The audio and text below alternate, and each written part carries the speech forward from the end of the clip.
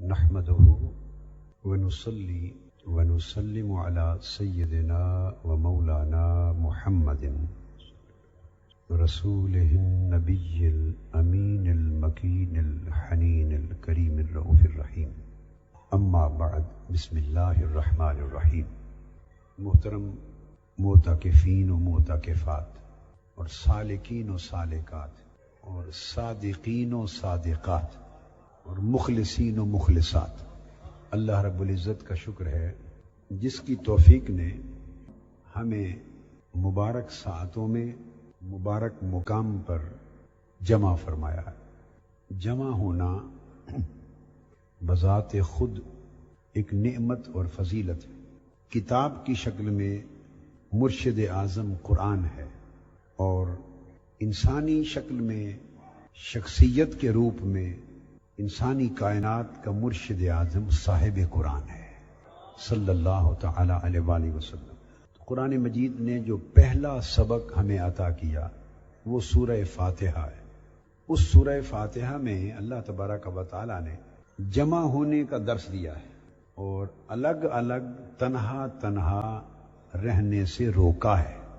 3 آیتیں سورہ فاتحہ کی پہلی وہ ہیں جو صرف اللہ کی حمد و ثنا بیان کرتی، اور اس کے بعد کی آیتیں قرآن مجید کی وہ ہیں جو اللہ کے ساتھ بندے کے تعلق کو بیان کرتی ہیں۔ طلب عبادت کی شکل میں، پہلے عبادت اور بندگی کی شکل میں، پھر دعا اور استعانت کی شکل میں، پھر طلب ہدایت کی شکل میں۔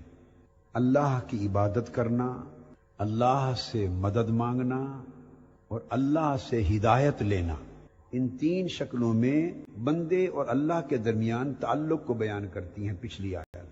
الحمدللہ رب العالمین، اللہ کی حمد و ثنا ہے۔ الرحمن الرحیم، اللہ کی حمد و ثنا ہے۔ مالک یوم الدین، اللہ کی حمد و ثنا ہے۔ چوتھی آیت سے بندوں کا ذکر ہوا ہے اور بندے اور اللہ کے تعلق کا بیان ہوا ہے، اور جہاں بندوں کا اور بندے اور اللہ کے تعلق کا ذکر ہوا ہے وہیں پورے ذکر میں بندے کا ذکر اللہ نے کہیں تنہا نہیں کیا، بصورت جمع کیا ہے۔ فرمایا آپ اکیلے نماز پڑھ رہے ہیں، مگر اس میں بھی آپ یہی پڑھتے ہیں ایاک نعبد و ایاک نستعین، اے اللہ ہم تیری ہی عبادت کرتے ہیں اور ہم تجھ ہی سے مدد چاہتے ہیں۔ اللہ رب العزت نے اپنی کتاب ہدایت کے پہلے سبق میں ہی میں کی نفی کر دی ہے اور میں کو ہم میں گم کر دیا، میں مٹا دی۔ الگ الگ رہنا، تنہا تنہا رہنا، اس سوچ کو مٹا دیا۔ پہلے سبق میں ابتدا یہاں سے کی کہ یوں کہو اے اللہ ہم تیری عبادت کرتے، اپنے لیے کہا ایاک، تیری ہی، وہ جو تنہا یکتا ایک ہے وہ اپنے لیے رکھ لیا، ہمیں کہا تم جمع میں گم ہو جاؤ، اور فرمایا یوں نہ کہو کہ اے اللہ میں تیری ہی عبادت کرتا ہوں۔ پڑھ آپ اکیلے رہے ہیں، اکیلے پڑھتے ہوئے بھی یوں نہیں کہہ سکتے کہ اے اللہ میں تیری ہی عبادت کرتا ہوں، نہیں، اللہ نے فرمایا میں کر کے تو بات ہی نہیں کرنی، کرو ہم تیری ہی عبادت کرتے ہیں اور ہم وَإِيَّاكَ نَسْتَعِينُ، اور ہم تجھ ہی سے مدد چاہتے ہیں۔ اور آگے پھر کہو اهْدِنَا الصِّرَاطَ الْمُسْتَقِيمَ، اور ہم تجھ سے ہدایت کی راہ مانگتے، ہمیں سیدھی راہ دے دے۔ تو دیکھا کہ 3 آیتیں اللہ نے اپنی شان میں بیان کی اور 3 بار ذکر اللہ نے اپنے اور اپنے بندے کے درمیان جو تعلق ہے اس کو 3 حوالوں سے اجاگر کیا، مگر تینوں قسموں کے ذکر میں اللہ پاک نے ہمیں ہماری میں کو ہم میں گم کر دیا ہے۔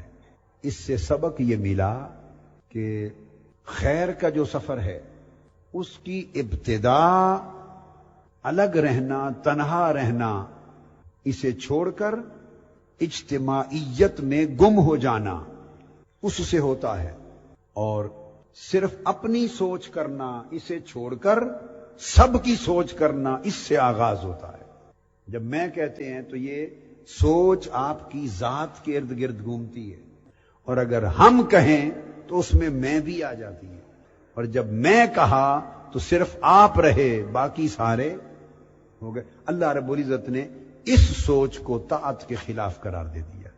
باری تعالیٰ اس کی کوئی وجہ بھی ہوگی، وجہیں تو بے شمار ہیں، فرد پر جماعت کی فوقیت ہے، مگر ایک ہی بات آپ کو سمجھا دیتے ہیں، ایک ہی بات، وہ یہ کہ کیا تم میں سے کسی ایک کو بھی یقین ہے کہ وہ اپنی عبادت کرے تو اسے یقین ہے کہ اس کی عبادت قبول ہو جائے گی؟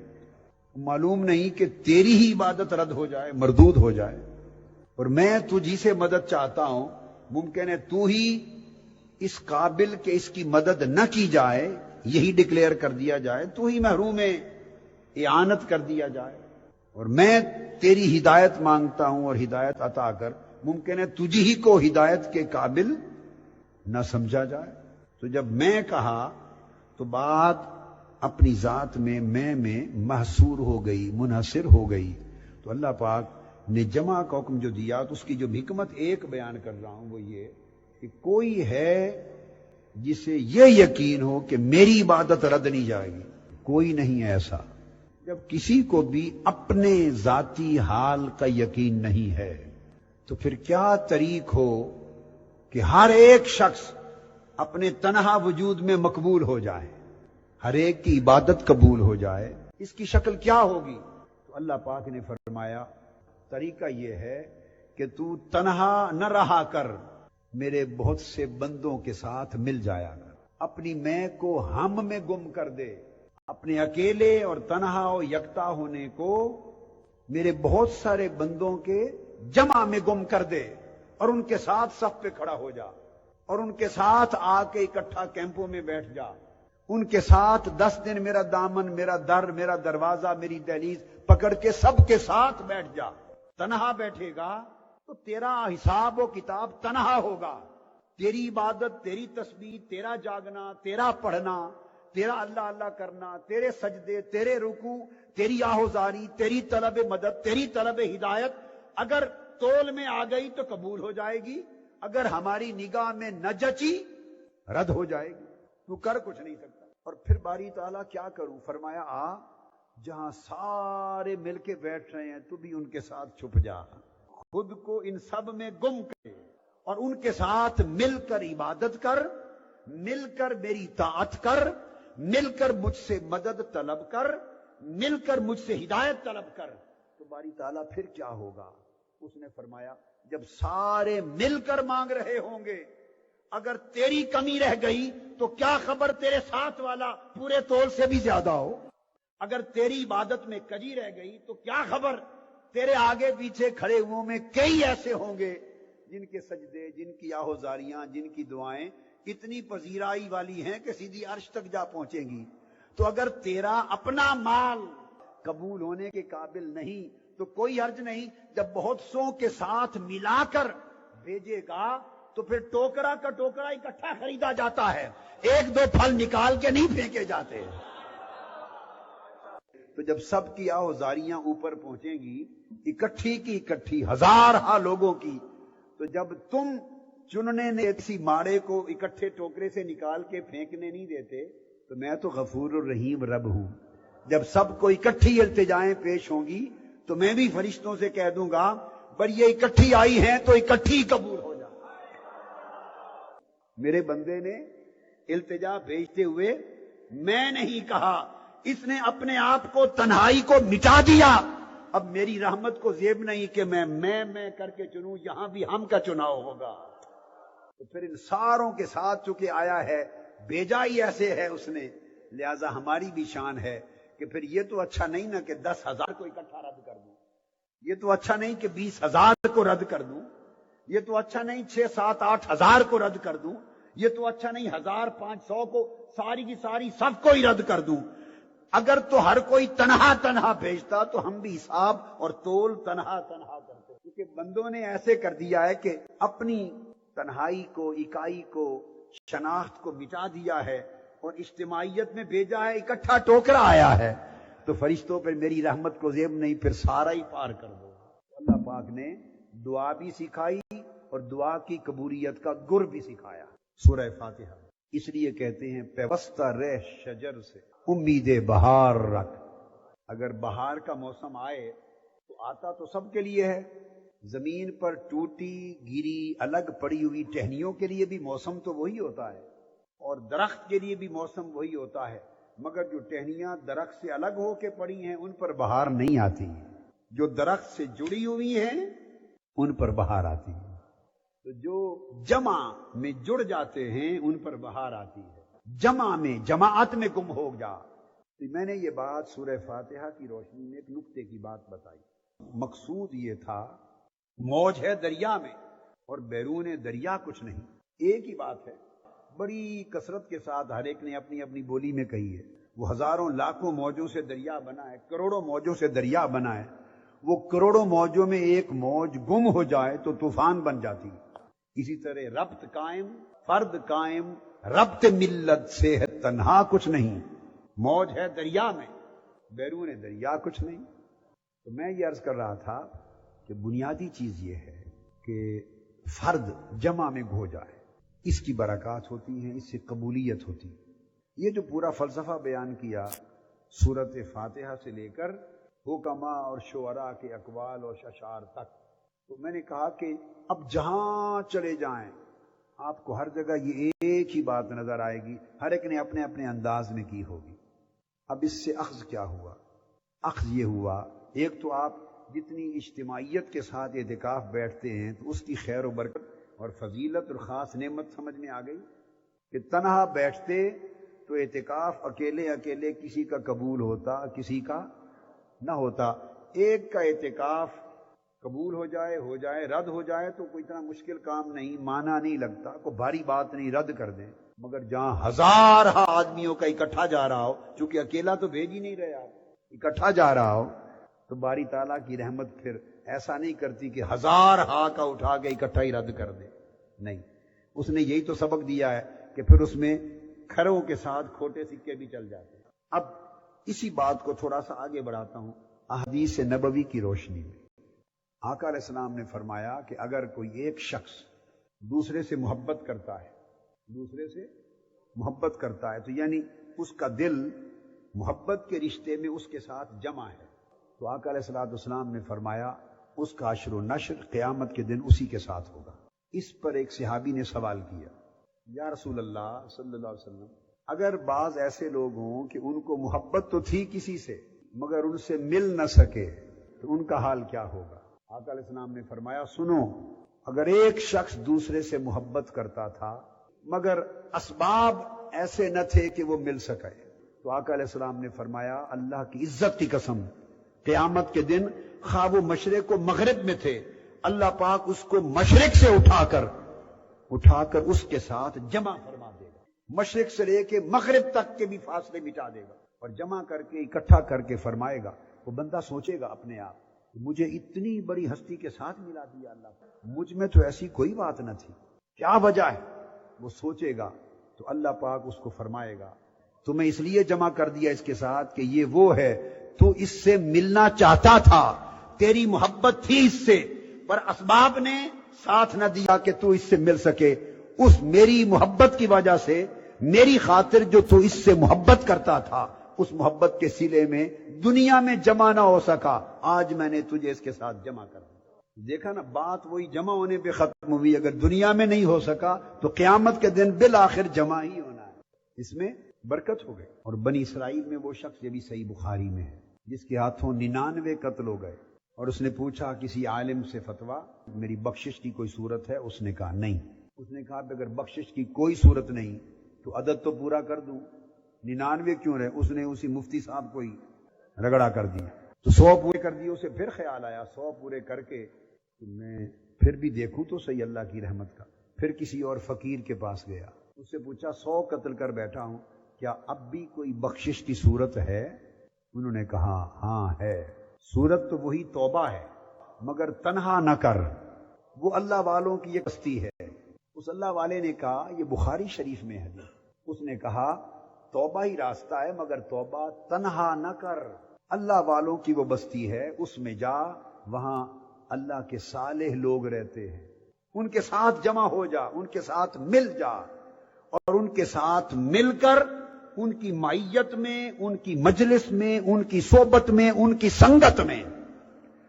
سنگت میں جا کے توبہ کر۔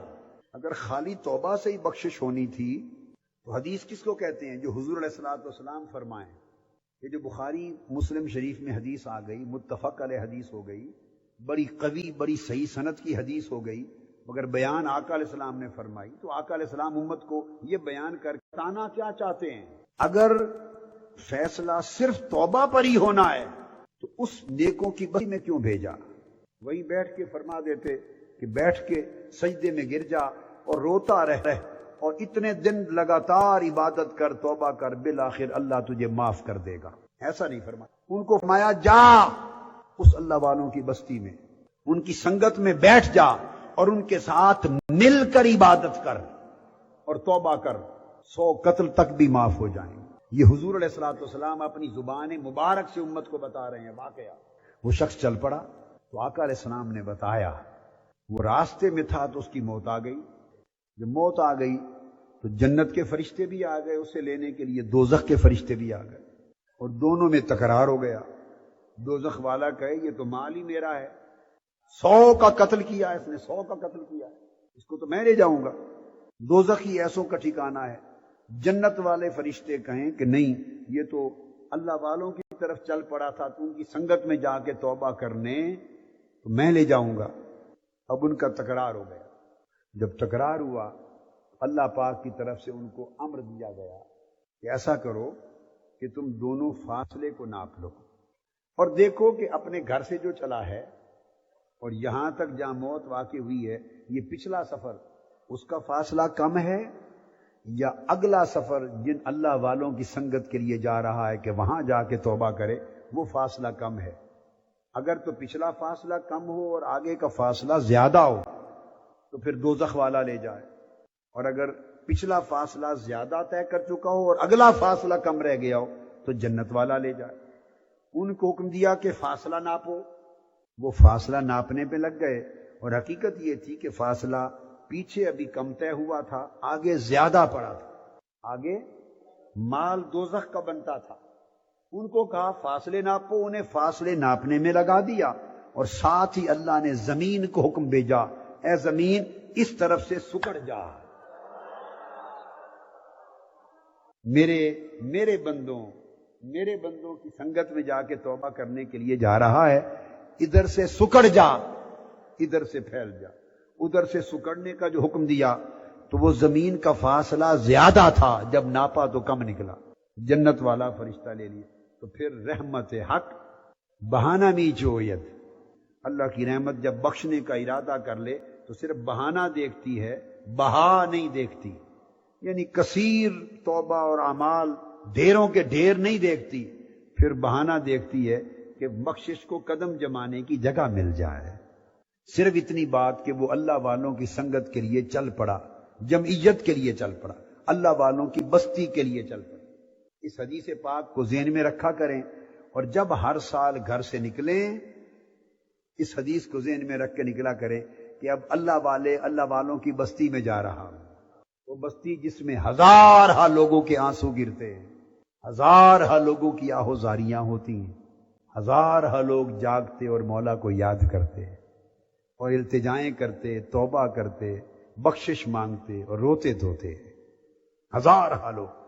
اس خیال کو دل میں جما کے چلا کریں تاکہ وہ بھی فاصلے سکیڑ دے۔ تو میں نے یہ چند احادیث اس لیے بیان کی کہ جب جمعیت کا ارادہ کر کے بندہ چلتا ہے تو اللہ کی مدد پہلے قدم پر شامل حال ہو جاتی۔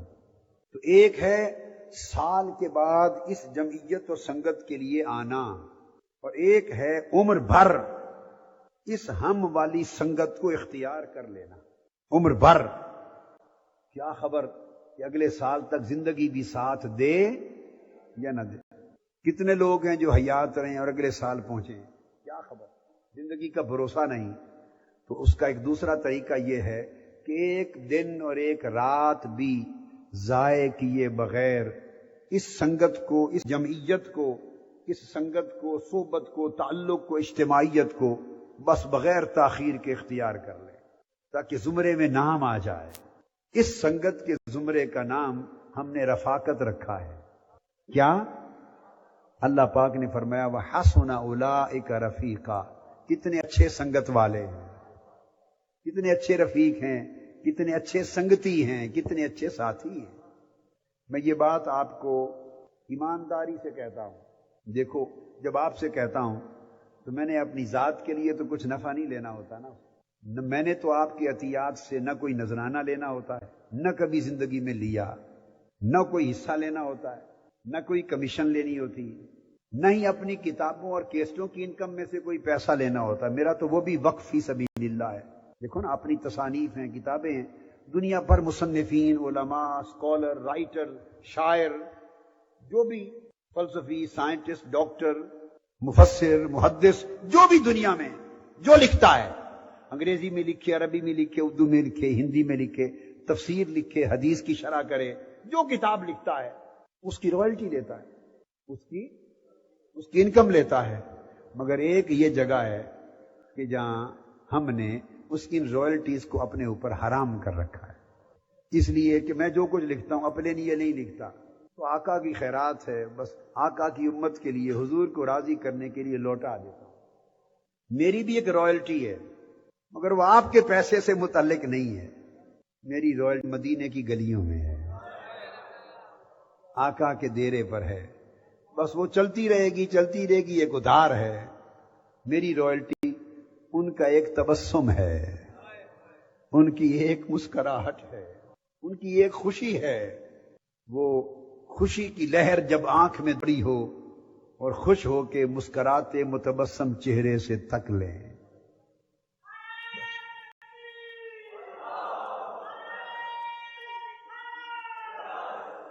وہ راضی ہو جائے، وہ راضی ہو جائے، مالک راضی ہو جائے۔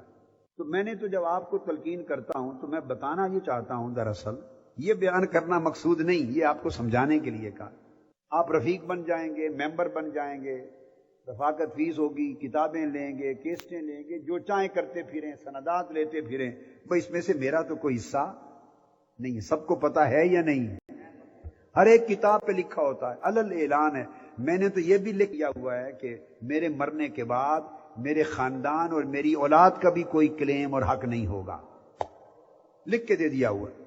اب مقصد یہ ہے کہ میں جب آپ کو ادھر راغب کرتا ہوں تو اس میں میرا تو فائدہ نہیں ہے، نفع ذاتی، میں نے تو کچھ نہیں لینا، نذرانہ اور ہدیہ بھی نہیں لینا، اور آگے پھر ادھر شامل کر کے میں نے مرید بھی نہیں بنانا۔ دوسرا لالچ کئیوں کو ہوتا ہے کہ چلو پھنسا لیا پھر مرید بنا لیا، یہ بھی میری قسم ہے مرتے دم تک پیر بھی نہیں بننا۔ سو یہ لالچ بھی نہ رہا کہ میں کوئی سلسلہ طاہریہ شروع کرنے والا ہوں، یہ میری قسم ہے مرتے دم تک پیر نہیں بننا۔ مجھے میرے شیخ حضور سیدی و سیدی و مولائی و مرشدی قدوۃ الاولیاء حضور سیدنا طاہر علاء الدین گیلانی بغدادی قدس سر العزیز، ہم ایک کانفرنس، اسلامک بین الاقوامی کانفرنس کے سلسلے میں لندن تھے، تو کمرے میں تنہا اکیلے بیٹھے تھے۔ جب اکیلے دیکھے تو اس دن ان کی شفقت، محبت، پیار بڑے جوش پر تھا، تو تنہائی میں مجھے فرمانے لگے کہ آپ نے یہ قسم کیوں کھائی کہ میں کبھی پیر نہیں بنوں گا، بیعت نہیں لوں گا، یہ قسم کیوں کھائی؟ پھر آپ نے فرمایا، میں اب وہ کلمات جو آپ نے فرمائے میں نہیں دہرانا چاہتا۔ ان کی شفقت تھی، ان کا حسن ظن تھا، شیخ تھے، میرے والد تھے، میرے مربی تھے، میرے آقائے نعمت، جو ان کی طبیعت میں آیا فرمایا بھئی یہ قسم کیوں کھائی، اچھا نہیں کیا، اپنے اوپر کیوں پابندی لگائی۔ ان کی باتیں سن کر میں آپ کا منشا سمجھ گیا، تو میں نے کوئی وجہ عرض نہیں کی، میں نے ویسے ہاتھ جوڑے اور آپ کے قدم مبارک پکڑ، میں نے کہا حضور بس غلطی ہو گئی، معاف کر دیں، مگر بڑی بھاری قسم کھا لی ہے۔ وہ بھی ہنس پڑے، وہ بھی میری بات سمجھ گئے۔ تو لوگ ان سے پوچھتے تھے طاہر القادری کو آپ خلیفہ کیوں نہیں بناتے؟ حضور سے پوچھتے تھے، حضور قدوۃ الاولیاء سے، وہ فرماتے پوچھو، اس سے پوچھو، اگر وہ خلافت پہ راضی ہوتا ہے لینے کے لیے تو اوروں کو مشائخ اور اولیاء ایک خلافت دیتے ہیں، اس کو 10,000 خلافت دے گا، مگر وہ لیتا نہیں۔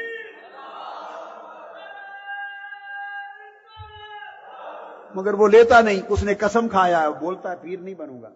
لوگوں سے پوچھا پھر حضور پھر کیا؟ انہوں نے فرمایا پھر یہ اوروں کو خلیفہ بناتا ہے، اس کو بیٹا بنایا ہے۔ مقصد بات کا یہ بات سنائی اس لیے تاکہ ایک سند ہو جائے کہ میں نے پیر بھی نہیں بننا، زبان سے دہرا رہا ہوں نا بات کو، ریکارڈ پر لا رہا ہوں، بار بار ریکارڈ پہ لا رہا ہوں کہ کوئی میرا لباس سمجھ کر کسی مغالطے میں نہ مبتلا ہو جائے، اس امید پہ کہ شاید اس لباس کے بعد اب بیعت بھی کریں گے۔ نہیں، قسم قائم ہے، مرتے دم تک قائم ہے۔ اس وجہ سے کہ میں اس قابل نہیں ہوں کہ مرید بھی بن سکوں، تو پیر ہونا تو دور کی بات۔ میں تو حضور کی امت کا نوکر رہنا چاہتا ہوں، آقا علیہ السلام کی امت کا نوکر رہنا چاہتا ہوں، حضور کا جھاڑو بردار رہنا چاہتا ہوں۔ اب دوسری بات بتائی کہ ایک یہ لالچ یہ ہوتا ہے کہ چلو بھئی پیری مریدی کر لیں گے بہت لوگ، وہ بھی نہیں کرنی۔ مگر یہ بات بھی ساتھ ہی سمجھا دوں، بہت سے لوگ یہاں رفقا بنتے ہیں اور کی لوگ پھر ان کے پاس آ جاتے ہیں کہ آپ کے قائد محترم تو چونکہ پیری مریدی کرتے نہیں، اور پیر ہونا بڑا ضروری ہے کہ کوئی پیر ہو کسی کا، بغیر پیر و مرشد کے جو مر گیا وہ تو بیکار گیا، گمراہ گیا۔ پیر و مرشد ہونا چاہیے، اور آپ کے قائد چونکہ پیر نہیں بنتے، ان کی قسم ہے، لہذا ہم حاضر ہیں۔ یعنی محنت ساری وہ کریں، تربیت وہ کریں، 10 راتیں بٹھا کے جگا کے راستے پر وہ ڈالیں، عمر بھر منہاج القرآن کی تعلیم و تربیت کے لیے سنوارنے کا کام وہ کریں، اور پیر مرشد کے لیے ہم حاضر ہیں۔ باہر کے دنیا کے ملکوں میں بڑی مشکلات آئی ہیں، پھانس لیتے ہیں اور پھنسا کر ان کی پھر عقیدت، محبت، وفاداری کو تقسیم کر لیتے ہیں، بعد ازاں کلیتاً ہٹا دیتے ہیں، اور اللہ کے دین کی جس خدمت پہ وہ لگا ہوا تھا، دین کی نوکری پر، رفتہ رفتہ اس نوکری سے ہٹا کے ذاتی نوکری پہ لگا دیتے۔ الا ماشاء اللہ، مستثنا اللہ والے صالح مخلص لوگ ہر دور میں تھے، ہیں، ہوں گے، وہ مستثنا الگ ہیں۔ میں عمومی جو کاروبار ہو رہا ہے دنیا میں، جو دھندا ہو رہا ہے وہ اس طرح کا ہے، تو وہ مرید پھنسانے کے لیے آ جاتے ہیں۔ میں نے بہت عرصہ مجھے کئی مشکلات پیش آئیں۔ کبھی ایک بار ڈنمارک گیا تو وہ رفقا، ایک پیر صاحب اس میں داخل ہو گئے، انہوں نے کہا کہ اگر قائد محترم بیعت کرتے تو خدا کی قسم سب سے پہلا مرید میں ہوتا ہے۔ پیر صاحب نے کہا، بنگلہ دیش سے تھے، چونکہ وہ خود نہیں کرتے، ہم دل سے تو ہیں، مگر اب پیر و مرشد بھی ہونا چاہیے۔ بس ایسی باتیں کر کر کے تو لوگوں کے دل و دماغ میں بات ڈالتے ہیں، تو اس کے بعد گھرانوں کو پھنسانا شروع کر دیا، پھر وہ مرید ہو گئے۔ جب مرید ہو گئے پھر الگ حلقہ ذکر شروع کر دیا، وہ جو ادارے میں آتے تھے پھر وہ ادھر جانے لگ گئے، پھر خدمت وہاں شروع ہونا ہو گئی، رفتہ رفتہ مشن کے کام کی رغبت سے پیچھے ہٹ گئے۔ ایسا ہی ہوتا ہے۔ یہی بات قرآن مجید میں اللہ پاک نے یہود اور نصارہ کے لیے کہی ہے کہ وہ اپنے پھانسا کر اللہ کے دین کی راہ سے ہٹا لیتے ہیں اور پھر ان سے مال بٹورتے ہیں اور جیبیں بھرتے ہیں۔ قرآن مجید نے کہا اس امت میں بھی یہ ہوتا ہے، تو بڑی مشکل سے وہ دھندا چھڑایا ان کا۔ پھر اس کے بعد کئی سال گزرے تو ایک اور پیر صاحب گھس گئے، پھر انہوں نے گھر برباد کر دی۔ بس ایسے اس طرح کئی اور جگہ کو، کینیڈا میں، کوئی ہالینڈ میں، کوئی یورپ میں، یہ بڑی مشکلات پاکستان کے اندر اور باہر پیش آئیں۔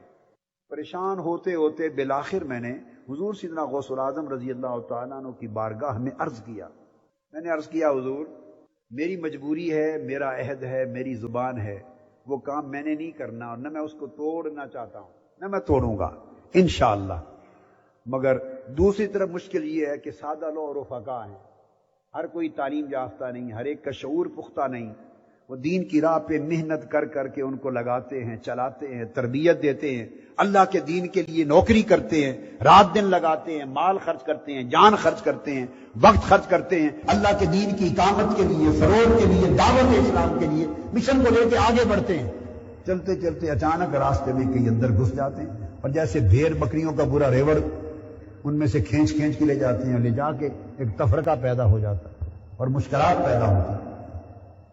تو میں نے ایک عرض بھیجی، درخواست بھیجی حضور سیدنا غوث العظم رضی اللہ تعالیٰ عنہ کی بارگاہ میں، اور عرض کیا حضور جہاں اتنی شفقتیں فرمائی ہیں اور اپنے فیض کے چشمے جاری کیے ہیں اور اتنی کرم نوازیاں کی ہیں، اتنی عنایتیں کی ہیں، اور اپنے اس فیض میں سے حصہ عطا کیا ہے جو آقا علیہ الصلوۃ والسلام نے 7 مرتبہ زبان مبارک سے لعاب دہن سیدنا غوث العظم کے منہ میں ڈال کر فیضیاب کیا تھا، جہاں وہ فیض تھا آقا علیہ السلام کا لعاب دہن کا، سرکار غوث العظم کا، اس میں سے حصہ عطا کیا ہے منہاج القرآن کو۔ جہاں اتنے کرم کیے، ایک کرم کر دیں، اور وہ یہ کہ مجھ سے وعدہ فرما دیں اور یہ شفقت کر دیں کہ جو منہاج القرآن کا رفیق ہو جائے، جو منہاج القرآن کا ممبر ہو جائے، جو منہاج القرآن کا سچے دل سے خادم ہو جائے اور عمر بھر اللہ کے دین کی، دین مصطفیٰ کی، حضور کی امت کی، حضور کے عشق اور محبت اور ادب کے مشن کی، دین اسلام کی اقامت کے مشن کی، اسلام کی دعوت کے فروغ کے مشن کی، اسلام کے حیا کے مشن کی، اس دین کے تجدید کے مشن کی، آقا کی امت کی اصلاح کے مشن کی، اس نوکری کی جو سچے دل سے خدمت کرنے لگ جائے اور استقامت کے ساتھ کرے اور رفیق ہو جائے، حضور اتنا کرم کر دیں، میں نے درخواست عرض کیا کہ آپ اس کو اپنا مرید بنا لیں، اپنی مریدی میں لے لیں، اپنی چادر میں لے لیں، اور مریدی لا خف اللہ ربی عطانی رحمتاً بالکل منانی، میرے مرید اب کسی سے خوف کی ضرورت نہیں، تیرے شیخ عبد القادر کو اللہ نے وہ بلندی عطا کی ہے کہ میری بلندی تیری حفاظت کرے گی، اور مریدی لا تخف واشن فانی عزوم قاتل عند القتال، جو تیری طرف میری آنکھ دیکھے گا، اللہ نے مجھ سے وعدہ کیا ہے کہ تیرا شیخ تیری حفاظت کرے گا، تیرے دشمن کو قتل سے مراد باطنی طور پہ ہلاک کر دے گا۔ میں نے عرض کیا حضور ایسا کرم کر دے کہ یہ جو راہ چلتے چور ڈاکو گھس جاتے ہیں اور بھیڑ بکریاں سمجھ کے اچک کے لے جاتے ہیں اور ان کی وفاداریاں بدلتے ہیں اور اللہ کے دین کی خدمت سے دور ہو جاتے ہیں، رفتہ رفتہ ان کے ذہن میں بچھا دیتے ہیں کہ ہمارے پیر صاحب نے یہ کہہ دیا ادھر نہیں جانا، ان کا خطاب نہیں سننا، ان کے مشن میں کام نہیں کرنا۔ ابھی سعودی عرب میں گیا، ہر ملک میں یہ مشکل تھی، تو رفقا مجھے ملے خمیس سے، مشید سے، ابھا سے، جگہ جگہ سے، میں کتنے ملکوں جگہ کا نام لوں جہاں یہ مشکلات رفقا، سادہ لو رفقا ہے، اور ان کو کہہ دیتے ہیں آپ مرتد ہو گئے، آپ نے ہاتھ میں ہاتھ نہیں دیا جہنم میں چلے گئے، مرتد ہو گئے۔ سادہ لوگ گھبرا جاتے ہیں سخت دھمکیاں میز لفظ سن کر۔ اب ہر بندہ تو دوڑ کے نہیں آ سکتا میرے پاس کہ آ کے اپنی مشکل بیان کرے، بڑے لوگ اس پریشانی میں گھبراہٹ میں رہ گئے۔ تو میں نے عرض کیا حضور اتنا کرم کر دیں کہ یہ جو پونجی محنت سے تیار کرتے ہیں یہ محفوظ رہے، یہ محفوظ رہے، اور اس کی حفاظت کی روحانی حفاظت کی شکل یہ آپ آقا کہ جہاں میں آپ کی غلامی اور مریدی میں ہوں، میرے مشن کا ہر رفیق اسی طرح آپ کی غلامی اور مریدی میں ہو جائے۔ یہ وعدہ دے دیں کہ آپ براہ راست اس کے شیخ اور پیر و مرشد ہوں گے، اسے پھر کسی جگہ ہاتھ دینے کی حاجت نہیں ہوگی، آپ کی مریدی اور آپ کی غلامی میں رہے گا۔ میں آپ کو اللہ کے گھر میں یہاں بیٹھا ہوں اور منبر رسول ہے، اللہ کا گھر ہے، ماہ رمضان کا عشرہ ہے اور اعتکاف کی رات ہے، 25ویں کی رات ہے، اللہ کی عزت کی قسم کھا کے بتا رہا ہوں اور تاجدار کائنات کے گنبد خضرا کی قسم کھا کے بتا رہا ہوں، اللہ کو گواہ بنا کر رہا ہوں۔ درخواست کی اور 1 سال تک جواب نہ آیا، 11 مہینے 11.5 مہینے گزر گئے، بس میں انتظار میں رہا۔ جیسے فائل پروسیس میں ہوتی ہے نا، یہ فیصلہ بڑا انوکھا تھا۔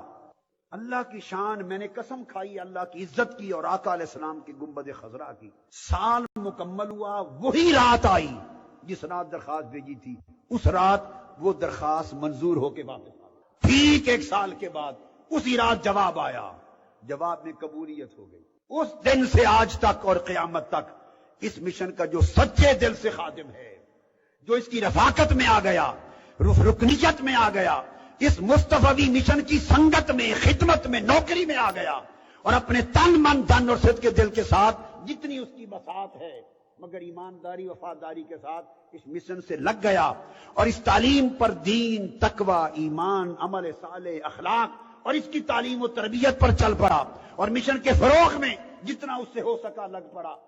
اس دن سے اللہ رب العزت کا فضل اور آقا علیہ السلام کے نالین پاک کا صدقہ، اب وہ مشن کا منہاج القرآن کا ہر رفیق براہ راست وہ کسی اور شیخ اور بزرگ کا مرید ہے، تب بھی پہلے سے اگر ہے تب بھی وہ قائم رہے اور قائم رہے گا۔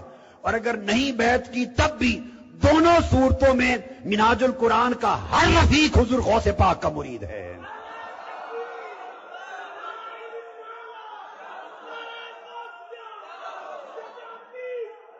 غور سے سن لیں، میں خود ذمہ داری کے ساتھ اس بات کا اعلان کر رہا ہوں، اللہ کی گواہی پر، تاجدار کائنات کی گواہی پر، اور خود سرکار غوث العظم کی گواہی پر حلفاً بیان کر رہا ہوں کہ منہاج القرآن کا ہر رفیق جو سچے دل سے رفیق ہے، وفادار ہے، وفاداریاں تقسیم نہیں کرتا، دھوکہ بازی نہیں کرتا، مشن میں تفرقہ نہیں کرتا، فتنہ پروری نہیں کرتا، صدق کے دل سے استقامت کے ساتھ اس مشن پر ہے، رفاقت لیتا ہے، رفاقت میں ہے، وہ براہ راست حضور سیدنا غوث العظم کا مرید ہے، مرید ہے، مرید ہے۔ اور میں یہ بات بھی اعلان کرتا ہوں آج اعتکاف کے موقع پر کہ قیامت کے دن اگر مجھے سرکار غوث العظم رضی اللہ تعالیٰ عنہ نے اپنے جوڑوں میں، اپنی کملی میں، اپنی چادر میں اپنے مریدوں کی صف میں شامل کیا تو خدا کی عزت کی قسم میرے سارے رفقا وہی شامل ہوں گے، وہی کھڑے ہوں گے۔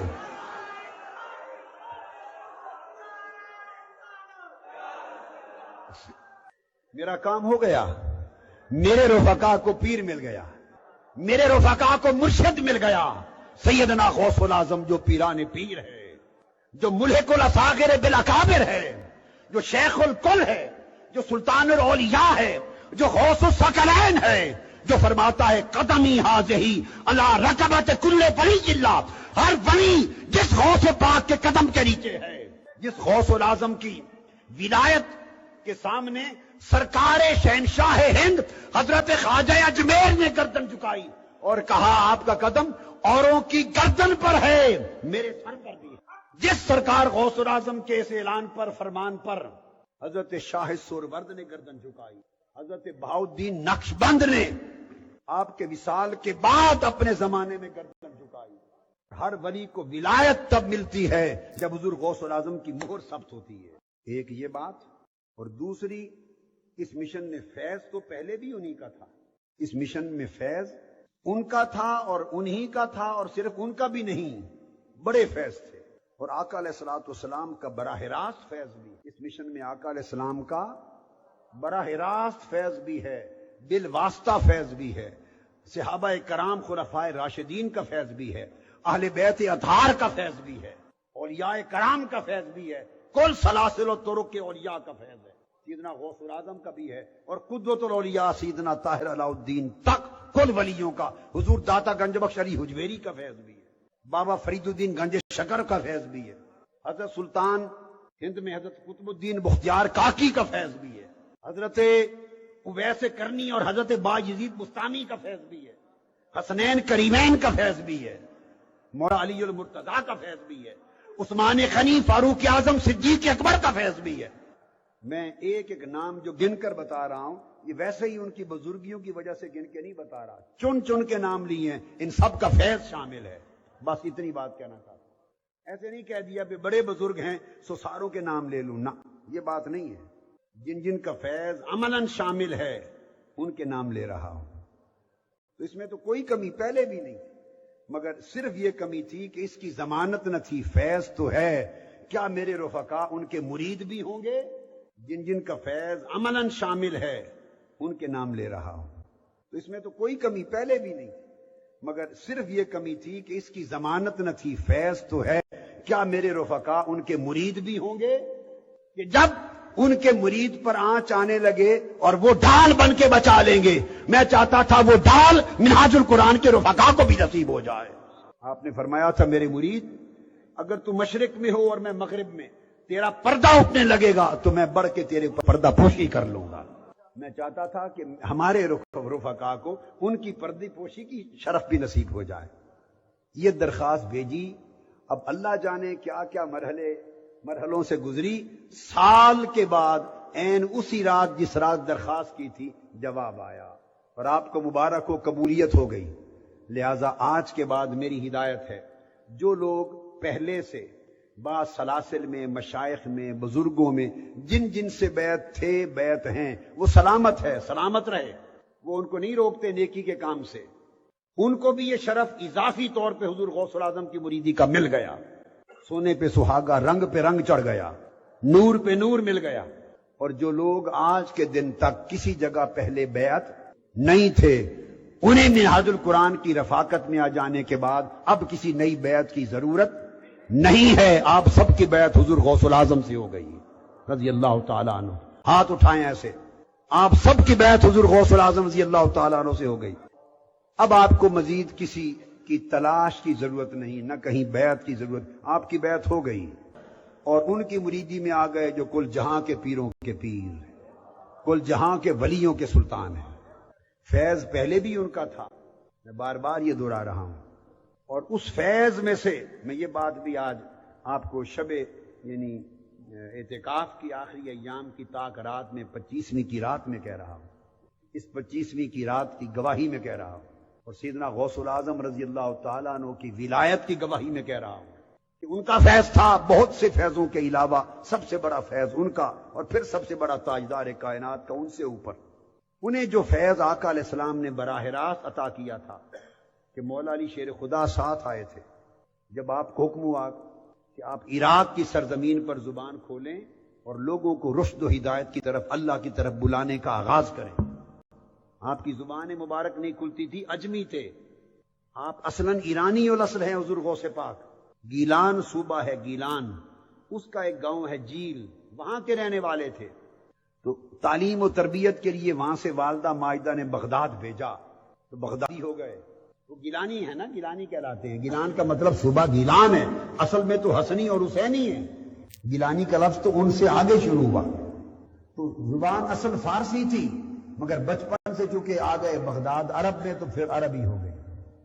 آپ نے عرض کیا یا رسول اللہ صلی اللہ علیہ وسلم میں تو عربی الاصل نہیں ہوں، ایران سے آیا ہوں، اور یہ صاحب زبان فصیح اللسان لوگ ہیں، عرب لوگ ہیں، اور بڑے بڑے علماء، محدث، مفسر، فلسفی، منطقی ان کا زمانہ ہے. تو میں انہیں زبان نہیں کھلتی، کیسے زبان کھلے کہ میں رشد و ہدایت کی طرف بلاؤں اور ان پر تاثیر ہو ان کے دل پر. آپ نے فرمایا حضور غوث الاعظم رضی اللہ تعالیٰ عنہ کو، بیٹے عبد القادر ہم نے تجھے مقرر کیا ہے اس ڈیوٹی پر، تجھ سے اسلام کی رشد و ہدایت اور تجدید کا سلسلہ جاری کرنا ہے.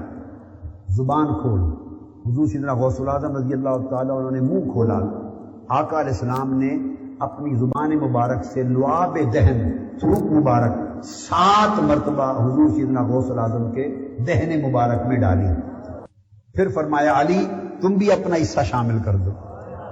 6 مرتبہ سیدنا مولا علی المرتضیٰ نے اپنا دہن لعاب مبارک ڈالا. 7 مرتبہ آقا علیہ السلام نے لعاب دہن مبارک ڈالا. اور حضور غوث پاک آپ فرماتے ہیں کہ بس اس کے بعد معرفت کے چشمے پھوٹ پڑے. پھر 70 ہزار افراد کا اجتماع ہوتا اور آپ کے خطاب سے 70 جنازے بھی اٹھتے تھے. یہ عالم ہو جاتا. اور علماء، محدثین، مفسرین بے ہوش ہو کر جنازوں کی طرح چارپائی پہ اٹھا کے گھروں کو جاتے. یہ کیفیت ہو جاتی تھی. میں حضور سیدنا غوث الاعظم کی غوثیت کی گواہی میں کہہ رہا ہوں اللہ کے گھر میں، اور حضور کے گنبد خضرا کی قسم ہے، وہ جو آقا علیہ السلام نے 7 مرتبہ لعاب دہن ڈالا تھا سرکار غوث الاعظم کے دہن مبارک میں، اس فیض کا حصہ بھی حضور غوث پاک نے آپ کو عطا کیا. اس مشن میں اس فیض کا حصہ ہے. بس اتنی بات ہی میں کہتا ہوں، تفصیل میں نہیں جاتا، اس کی تفصیل میں نہیں جاتا. اتنی بات میں نے حضور کے گنبد خضرا کی قسم کھا کے کہہ دی. اور جو شخص حضور کی قسم کھا کے کہے اور اللہ کی قسم کھا کے کہے اور ان کی طرف منسوب کر کے کہے اور جھوٹ ہو اس پر اللہ اور اللہ کے رسول اور کل فرشتوں کی قیامت تک لعنت ہوتی ہے. اس کا ٹھکانہ جہنم ہوتا ہے. وہ آقا علیہ السلام کی شفاعت سے معلوم ہوتا ہے. اس لیے میں نے کہا آپ کے لیے اتنا کافی ہے کہ اس فیض خاص کا حصہ آپ کو ملا ہے. بس اور میں کیا بتاؤں. تو فیض تو پہلے بھی تھا اس مشن میں، اسی فیض سے مشن چل رہا ہے، مگر یہ ضمانت نہ تھی کہ انہیں مریدی میں بھی لے لیا گیا ہے. الحمدللہ تعالی وہ ضمانت آ گئی. تو اب کسی کو کبھی تشویش میں مبتلا ہونے کی ضرورت نہیں. جو پہلے سے بیعت تھے وہ قائم ہیں، سلامت رہیں. اور اب جو نہیں تھے انہیں کسی تلاش کی ضرورت آج کے بعد نہیں. ان کی بیعت سرکار غوث العظم رضی اللہ تعالیٰ عنہ سے ویسی روحانی طریقے سے ہو گئی. اب آپ سے کوئی پوچھے گا کہ یہ کیسے ہو سکتا ہے، آپ سے پوچھے گا یہ کیسے ہو سکتا ہے، ان کے ہاتھ میں ہاتھ نہیں دیا، ملے نہیں، زمانہ نہیں ہے، تو بیعت اور فیض کیسے بن گیا؟ تو بتائیے اسی طرح جیسے حضرت با یزید بستامی رحمت اللہ تعالی علیہ اور حضرت ابو الحسن خرقانی رحمت اللہ تعالی علیہ، ان دونوں میں یہ پیر اور مرید ہیں. آپ سلسلہ نقشبندیہ عالیہ کو اٹھا کے دیکھیں، وہ سلسلہ اسی طرح چلتا ہے. یہ براہ راست پیر اور مرید ہیں، اور اس پیر اور مرید میں فرق وفات کے 100 سال بعد وہ پیدا ہوئے. نہ اس زمانے میں ہوئے، نہ ہاتھ میں ہاتھ دیا، نہ بیعت لی، مگر سلسلہ متصل ہے. روحانی بیعت، روحانی خلافت، روحانی فیض ہے. بس میں نے ایک سند دے دی آپ کو، میں نے پوری امت کے اولیاء کا، علماء کا اس پر اجماع ہے. اس سلسلے کو وہ منقطع نہیں سمجھتے، اس کو ٹوٹا ہوا سلسلہ بولیے نہیں سمجھتے. کل امت کے اکابر کا اجماع ہے. 100 سال کا فرق ہے، زمانہ ایک نہیں، ہاتھ میں ہاتھ نہیں دیا، بس نسبت سے فیض لیا ہے. تو مرید ہونا ارادہ کرنے والے کو کہتے ہیں. مرید کیا؟ مرید کا معنی کیا ہے؟ ارادہ کرنے والا. کیا؟ یریدون وجہہ، جو مولا کے مکھڑے کا ارادہ کر لے وہ مرید ہے. مرید ہو جاتا ہے ارادہ کر لینے سے. ہاتھ میں ہاتھ دیا مگر ارادہ نہ بنا تو ہاتھ میں ہاتھ دے کر بھی مرید نہیں ہے. ہاتھ میں ہاتھ نہ دے سکا مگر ارادہ ہو گیا، وہ مرید ہے. میں سند کے ساتھ بات سمجھا دیتا ہوں. وہ مرید ہو گیا. کیسے؟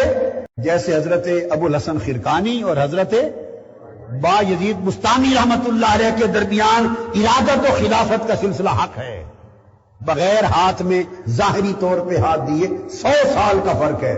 اگر وہ حق ہے تو اس طرح یہ طریقہ براہ راست اور یا اللہ کے ساتھ ارادت کی بنیاد پہ مریدی میں آ جانا حق ہے اور سچ ہے اور ثابت ہے. یہ بات اچھی طرح حل ہو گئی. اور آخری بات جو کہنا چاہتا ہوں وہ یہ کہ اب اس کے لیے آپ کو کیا کرنا ہے. آخری بات کہہ لوں پھر پیغام دے دیتا ہوں. آخری بات یہ کہ علیہ الصلوۃ والسلام نے فرمایا میرے بعد نبی نہیں آئیں گے، نبوت کا دروازہ بند ہو گیا، مگر ہر صدی میں میری امت میں تجدید کا کام ہوگا. ہر صدی کے شروع میں تجدید کا کام ہوگا. ہر صدی کے شروع میں لوگ آئیں گے، میری امت کی تجدید ہوگی، اسلام کی دین کی تجدید ہوگی. ان اللہ لیبعث علی راس، جی ہاں ابتدا، راس نہیں، اس پر تحقیق ہے. راس یاد رکھنے ہمیشہ، اس کا اکثر معنی، غالب معنی محدثین مفسرین کا بگننگ ہے، ابتدا ہے، اینڈ نہیں ہے. راس جڑ کو کہتے ہیں، تو مقدم کو کہتے ہیں. تو بعضوں نے اس کا آخر کیا ہے معنی، مگر وہ قلیل ہیں. اس کی اکثریت کا اجماع اس کی ابتدا ہونے پر ہے، بگننگ پر.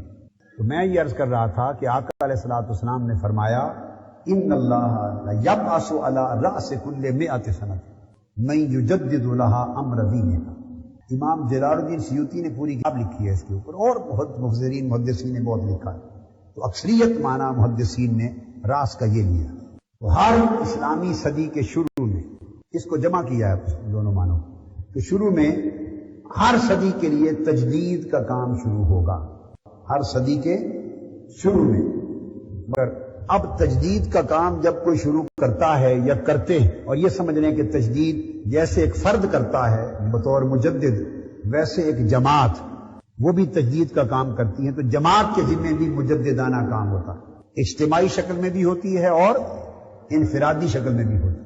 اور دنیا کے مختلف خطوں میں حسب ضرورت تجدیدی کام کے دائرے ہوتے ہیں. میں آپ کو اور کام کی نوعیت ہوتی ہے. اس دین کا ایک حصہ، ایک گوشہ، ایک موضوع، ایک میدان، ایک شعبہ ہوتا ہے جس کی قدریں مٹتی اور پامال ہوتی ہیں، اور ان کو زندہ کرنے، اثر نو احیاء کرنے، نشاط ثانیہ کرنے کے لیے اللہ پاک تجدید کی ذمہ داری کسی کو سونپتا ہے. اب جب صدی کے شروع میں کوئی تجدید کرنے والے آتے ہیں تو لام والا وہ پیدا تو نہیں ہوتے اس وقت، پھر پیدائش کے دن سے تو نہیں تجدید کا کام ہوتا. تو ہوتا یہ ہے جو جمع کیا گیا ہے دونوں معانی کو، ہوتا یہ ہے کہ پیدائش تو اس کی پچھلی صدی کے آخر کے جو 20 25 30 سال ہوتے ہیں اس زمانے میں ہوئی ہوگی. اور ایک بلوغ کی عمر کو لوگ پہنچتے ہیں تجدید کرنے والے، اتنے میں اس زندگی میں نئی صدی چڑھتی ہے۔ جب نئی صدی کا آغاز ہوتا ہے تو وہ بلوغ کے اس مقام پر پہنچ چکے ہوتے ہیں کہ امر تجدید کی ابتدا ہو سکے۔ تو پیدائش پچھلی صدی کی اواخر میں ہوتی اور تجدید کا کام اس اسلامی صدی کے آغاز میں، ابتدا میں ہوتا ہے۔ اب میں تفصیلات میں نہیں جاتا، آپ حضور سیدنا غوث العظم رضی اللہ تعالیٰ عنہ کی تاریخ کو بھی پڑھ لیں، امام غزالی کو بھی پڑھ لیں، اعلیٰ حضرت مولانا شاہ احمد رضا خان کو بھی پڑھ لیں، بہت سو کو آپ پڑھیں، یہ مطالعے کی چیزیں ہیں، بہت سو کو پڑھیں۔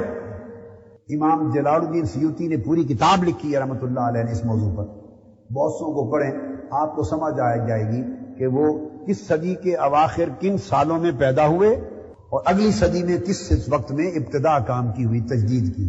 آپ کو خوشخبری دینا چاہتا ہوں کہ آپ کی تحریک منہاج القرآن، یہ تیسری بات کہہ رہا ہوں، واللہ حضور کی سنت ہے، والذی نفسی بیدہ، آقا فرماتے اس رب کی قسم جس کے قبضہ قدرت میں میری جان ہے، آقا علیہ السلام کی سنت ہے، وہ سنت نبوی پر کہہ رہا ہوں، اس رب کی قسم جس کے قبضہ قدرت میں میری جان ہے، اور آقا علیہ السلام کی شہادت اور گواہی میں آپ کی تحریک منہاج القرآن اس صدی کی مجدد تحریک ہے،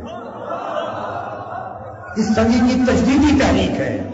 منہاج القرآن اس صدی کی تجدیدی تحریک ہے۔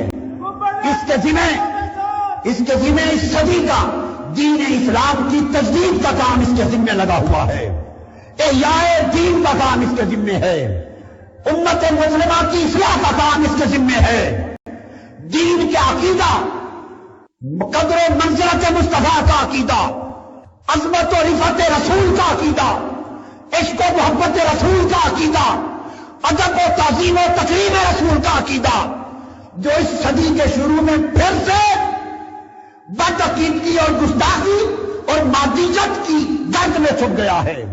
لوگوں کا رب صاحب گنبد خضرا سے کٹ گیا ہے، دین کی تعبیر روحانی نہیں مادی ہونے لگ گئی ہے پچھلے 50 برس سے، اور 25 30 40 برس سے خارج روحانی تعبیر مٹ گئی، مادی تعبیر دین کی آ گئی، روحانی قدریں مٹ گئی، روحانیت، تصوف، طریقت اور معرفت پر اعتماد لوگوں کا ختم ہو گیا۔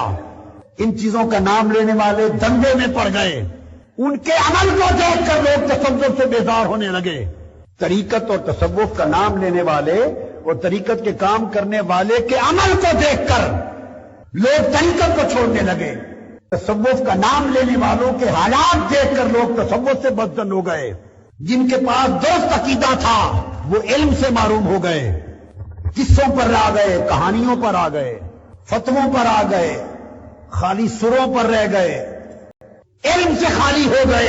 عقیدہ سچ تھا، علم نہ رہا، عقیدہ سچ تھا، عمل نہ رہا، نہ نماز کی پابندی، نہ روزے کی پابندی، نہ تقویٰ پر زور، نہ خوف الہی پر زور، نہ خشیت الہی پر زور، نہ اطاعت رسول پر زور، نہ اتباع رسول پر زور، نہ محبت رسول پر عملی زور، خالی تقریریں، واعظ اور فتوے رہ گئے، اس سے ناراضگی جلال رہ گیا۔ لہذا ان کی کم علمی اور کم عملی یا بے علمی بے عبدی سچے عقیدے کو چھوڑنے لگے۔ آپ کے سامنے ہے میلاد پاک کے رجحانات ختم ہو گئے تھے پاکستان سے، چلے جائیں 30 سال پیچھے، لوگ میلاد کے جلسوں میں آنا چھوڑ گئے تھے۔ اب دیکھیں جلسے 1500 100 200 250 400 بندہ بیٹھا ہوتا ہے، جہاں 20 ہزار کے اجتماع 50 40 سال پہلے ہوا کرتے تھے۔ وہ رونقیں نہ رہی، وہ کیفیتیں نہ رہی، وہ جذب و شوق نہ رہا، وہ رغبت نہ رہی۔ اور ان سارے خلا کو پر کرنے والے لوگ کون؟ جنہوں نے دین کی تبلیغ کا کام شروع کیا، اور تبلیغ ایسی روکی، اس میں سے عشق مصطفیٰ کو نکالتے گئے، محبت رسول کو نکالتے گئے، ادب رسول کو نکالتے گئے، نسبت رسول کو کاٹتے گئے توحید کے نام پر، ادب رسول کو کاٹتے گئے شرک کے نام پر، حضور کے توسل، شفاعت اور قلبی تعلق کی نسبت کو کاٹتے گئے، روکھے دین کے نام پر اسے شخصیت قرار دے دیا گیا۔ ایک نہیں 50 قسم کے ہر سن سے اٹھنے والے مسلک، تبلیغیں، مدرسے، دارالعلوم، یونیورسٹیاں، کالج، ٹی وی، کتابیں، اہل علم، اہل ہنر، جدید رائٹر، ہر سمت سے 50 سال سے ایک طوفان تھا، اور وہ سارا طوفان مل کر لوگوں کے دلوں سے عشق مصطفیٰ نکال رہا تھا، ادب مصطفیٰ نکال رہا تھا، تعلق مصطفیٰ کو کاٹ رہا تھا۔ حضور کے عشق اور محبت کے تذکروں کی مجلسیں اجڑ گئی تھی، لوگ دب گئے تھے، اس عقیدے والے لوگ ڈیفینسو ہو گئے تھے، انہیں اپنا دفاع مشکل تھا، ان میں کوئی صاحب علم ڈھونڈنے کو نہ ملتا تھا، لوگ تانے دیتے تھے، کہتے تھے اعلیٰ حضرت شاہ احمد رضا خان کے بعد تم میں ہے کون؟ کوئی صاحب تصریف نہ تھا، صاحب تعلیف نہ تھا، کوئی صاحب کلام نہ تھا، صاحب قلم نہ تھا، ہر طرف اجاڑ تھی، ویران تھا۔ دوسرے چھا گئے تھے، ادھر سعودی عرب کے پیٹرو ڈالر کے پیسے لگ رہے تھے، ریال، ادھر گلف اسٹیٹ کے پیسے لگ رہے تھے، طرح طرح کے طریقے سے روحانیت کا فقدان ہو رہا تھا۔ اس پورے ماحول میں جب برے صغیر پاک و ہند اور عجم سے لے کے عرب تک جائیے، یہ تو آپ کو تو معلوم نہیں، کبھی عرب میں جائیں تو آپ کو پتا چلے، لوگ سہمے تھے۔ حضور کے عشق اور محبت اور ادب و تعظیم کا عقیدہ دفاع پر کھڑا تھا، کمزوری محسوس کر رہا تھا۔ روحانیت، تصوف اور معرفت کی باتیں گھبرا گھبرا کے کرتے تھے، فتوے لگ جاتے تھے، اور قریب دفن تھا یہ سب زمانہ۔ ان حالات میں اور جدید نسل کو ان کی بولی میں سائنس کی زبان میں کوئی دین اور مصطفیٰ کی بات بتانے والا نہ تھا، کالج یونیورسٹی تک آپ کی بات پہنچانے والا کوئی نہ تھا۔ جدید علم سے، منطق سے، فلسفہ سے، عقل سے، حکمت سے، سوشیالوجی سے، ماڈرن زبانوں میں، سائنس میں، ایمبریالوجی میں، کاسمالوجی میں، فزکس میں، کیمسٹری میں، میڈیکل سائنس میں، گلوبل اینگل سے، ہر جہت سے جدید انداز، ہر نہاد پر دوسرے غالب تھے۔ آپ کا کوئی شخص نہ تھا حضور کے عشق کی بات کرنے والا۔ یہ لوگ پرانے قصے کہانیوں والے تصور ہوتے تھے، جاہل ان پڑھ لوگ تصور ہوتے تھے پرانی باتوں والے، جیسے کفار مشرکین کہتے تھے اساطیر الاولین، پرانے وقتوں کی باتیں ہیں۔ حضور کی باتیں، وہ کیفیت حق کے اوپر چھا گئی تھی۔ پورے 50 سال کی تاریخ آپ کے سامنے ہے۔ اس 50 سال کے گھٹا ٹوپ اندھیرے میں یہ صدی جو 14ویں صدی ہے، آج 1425 ہجری ہے، اور انگریزی میں کیا ہے 2004۔ 1981 میں سرزمین لاہور پر اس صدی کی، انگریزی صدی کا میں بھی بتایا، 1981 اصل اسلامی صدی پر آتا ہوں، رأس نیا اسلامی صدی ہے۔ 1981 میں لاہور کی سرزمین پر تحریک منہاج القرآن کی بنیاد رکھی گئی۔ میں نے پہلا درس اکتوبر 1980 سے شروع کیا، 4 مہینے کے بعد پہلا اجتماع کیا، میٹنگ کی، اور 1981 کے شروع میں 6 ماہ بعد 1981 کے آغاز میں منہاج القرآن کا دستور بنایا، اس کا نام رکھا اور قومی سطح پر اس کے قیام کا اعلان کیا، اور کراچی، اسلام آباد، پشاور، کوئٹہ، پورے پاکستان کے 5 مراکز پر دروس قرآن کا سلسلہ شروع ہوا۔ 1981 میں اس تحریک منہاج القرآن کی بنیاد رکھی، تاریخ ہے۔ اب 1981 اور اب 2004 اس کو کیلکولیٹ کریں، آج اسلامی سن ہے 1425، آپ کے 23 سال مکمل، 24واں سال شروع ہے مشن کا۔ اسلامی تحریک، اسلامی تاریخ، اللہ راس کل سنت میات سنتن من یجدد لها امر دینہا، ہر صدی کی ابتدا دین کی تجدید کے نئے کام سے ہوگی۔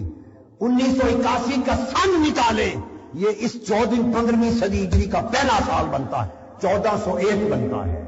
ادھر یہ صدی نے کروٹ لی، نئی صدی کا آغاز ہوا، رب کائنات نے اس صدی کی تجدید کی تحریک کا آغاز فرما دیا۔ آج آقا دو جہاں کے عشق اور محبت کا عقیدہ ڈیفینسو پر نہیں، اوفینسو پر ہے۔ کراچی میں، پشاور پر ہر ایک نے مخالفت کی، حضور کے عشق کا نام لینے والوں نے بڑھ کر مخالفت کی دوسروں سے ہماری، ہر ایک نے راستہ روکا۔ کراچی سے پشاور تک سب نے مل کر واجب القتل کے فتوے دیے، مرتد کہا، خارج اسلام بنایا، اجماع امت خلاف بنایا، مل گئے اپنے بیگانے سب راستہ روکنے کے لیے۔ یہ طاغوتی سازش تھی، شیطانی سازش تھی۔ خدا کی قسم، اگر اس تحریک کے پیچھے خدا کا فضل اور مصطفیٰ کا ہاتھ نہ ہوتا، جتنی مخالفت اس کے 20 سال میں ہوئی ہے کبھی کی دفن ہو چکی ہوتی۔ آپ کے ساتھ نہ کوئی حکومت تھی، آج تک ہر حکومت آپ کے مخالف، جاگیردار آپ کے مخالف، سرمایہ دار آپ کے مخالف، تاجر مالدار آپ کے مخالف، باقی بڑی بڑی گدیاں آپ کے مخالف، بڑے بڑے علماء آپ کے مخالف، مدرسے مخالف، بڑے بڑے دھڑے مخالف، بڑی بڑی دکانیں مخالف، جہاں بھی تھوڑی زیادہ قوت اخبار مخالف، رسالے مخالف۔ آپ کا ساتھ کس نے دیا ہے؟ خدا اور مصطفیٰ نے۔ زمین پر کسی کا ساتھ نہیں ملا۔ اتنی مخالفت ہو اور تحریک پروان چڑھتی چلی جائے، سارا جہان راستے روکے، گولیاں چلائے، عدالتیں استعمال کرے، اخبارات استعمال ہوں، رسالے لکھے جائیں، مزاحمتیں کی جائیں، ساتھ سے ہو، کردار کشی ہو، ہر طوفان اٹھایا جائے، مگر تحریک کو روکا نہ جا سکے، اس سے بڑھ کر مصطفیٰ کا معجزہ اور کیا ہے؟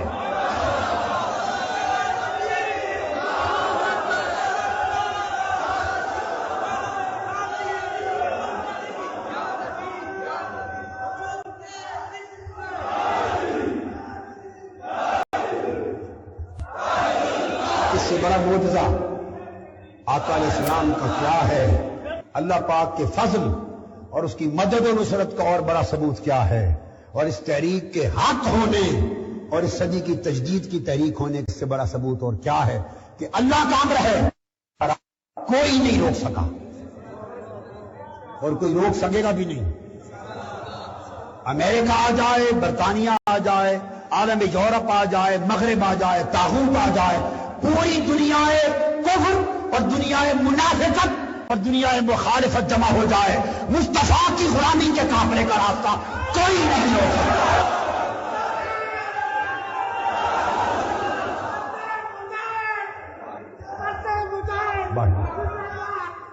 ہماری عاجزی سب سے بڑی طاقت ہے، عاجزی ہے، عاجزی ہے، عاجزی ہے۔ اللہ کے حضور سب اللہ کا کرم ہے اور سب آقا علیہ السلام کے نعرے پاک کا صدقہ ہے، اللہ کا امر ہے۔ تو میں بتا رہا تھا اس سے بڑا ثبوت اللہ کی نصرت کا، آقا علیہ السلام کی رحمت کا اور اس مشن کے تجدیدی اعتبار سے حق ہونے کا اور کیا ہے۔ اور پھر اس کے 24 سال ہوئے ہیں، 24 سال 1401 میں شروع ہوئی، اس صدی کی ابتدا میں شروع ہوئی، اور مبارک ہو، میں ایمانداری سے کہتا ہوں صدی ساری تمہاری ہے، یہ صدی آپ کی ہے، اور آپ نے آقا کے اس مشن کو، دعوت کو اگلی صدی میں آنے والوں کے سپرد کرنا ہے، مستعد ہو کر۔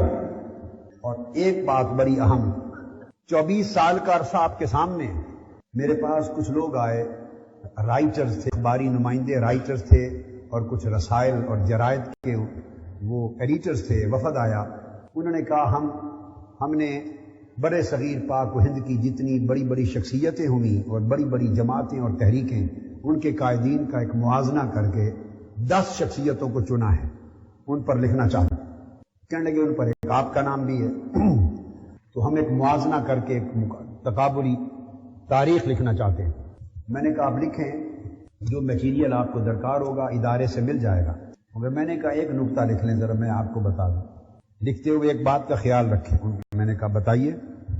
میں نے کہا بات یہ ہے، جب آپ مختلف تحریکوں پر لکھیں کہ اس کی ابتدا کب ہوئی، کس نے کی، کس طرح آہستہ آہستہ آگے بڑھی، کس کس میدان میں کام کیا، کہاں تک پہنچی، جب آپ تاریخ لکھیں گے درجہ بدرجہ تاریخ، تو اتنا کریں اگر عدل اور انصاف چاہتے ہیں۔ میں نے کہا ہماری تحریک کو ابھی 23 برس ہوئے، تو کسی دوسری تحریک کی تاریخ، کنٹریبیوشن، اچیومنٹ، نتائج، اثرات، وہ تو آپ لکھیں 125 سال کی تاریخ، کسی کے لکھیں 100 سال کے، کسی کے لکھیں 75 سال کے، تو ان کے تو آپ نے 75 سال ایڈ کر کے تو اب 75 سالوں میں کہاں تک پہنچے یہ درج کریں گے، کسی کا درج کریں گے کہ 100 سال میں، 1.25 سال میں وہ اچیومنٹ کرتے کرتے آج کہاں پہنچی، تو ہمارا موازنہ کریں گے 24 سال کا ان کے 125 سال کے ساتھ۔ میں نے کہا حق یہ ہے، اگر سچا مورخ بننا ہے تو جس تحریک پہ قلم اٹھائیں اس کے پہلے 24 سال کا موازنہ کریں۔ یہاں بھی ایک تحریک کا ایک بانی ہے، ہر تحریک کا ایک بانی ہے، اس بانی کی زندگی میں لے کر اس تحریک کی ابتدا کے پہلے 24 سال پر ایک لائن کھینچ دیں اور کہیں کہ کمپیریزن اس کا ہوگا کہ پہلے 24 سال میں فلاں تحریک کہاں تک پہنچی، فلاں کہاں تک پہنچی، اور پہلے 24 سال میں منہاج القرآن کہاں تک پہنچا۔